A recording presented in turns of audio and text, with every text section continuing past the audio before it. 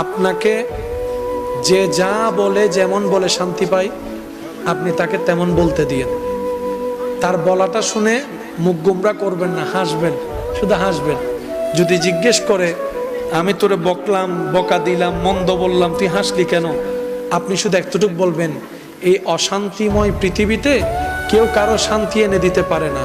তা আমি ভাবলাম আমাকে দুইটা বকা দিলে যদি তোমার মন শান্তি হয়, আমার নামে দুইটা বদনাম করলে যদি তুমি শান্তি পাও, যাক আমি না হয় কষ্টই পেলাম, আমার আল্লাহর একজন বান্দাকে তো শান্তির ব্যবস্থা করে দিয়েছি, আল্লাহর একজন বান্দাকে শান্তির ব্যবস্থা করে দিয়েছি, তুমি শান্তি পাচ্ছ, এটা দেখেই আমার শান্তি লাগতেছে।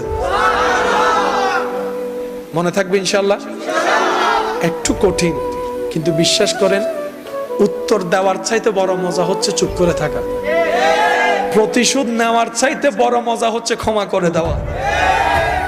একবার করে দেখেন, শয়তান করতে দিবে না, এটা সত্য। কারণ এগুলা করলে তো আপনি রহমত পাবেন, শয়তান তো এটা চায় না। শয়তান চায় কি জানেন? কেউ একটা বললে আর বান্দারত কি হম আছে না, তিন ল। আচ্ছা, ঝগড়া করে এই পর্যন্ত কোনো সমাধান হইতে দেখছেন? আমি দেখি নাই, আপনারা দেখলে বলেন। মারামারি হয়ে কোনো সমাধান? কিন্তু নীরবতার মধ্যে যে উত্তর লুকাই আছে, বান্দা যখন উত্তর দেয় আল্লাহ তখন সেটা উত্তর দেয় না।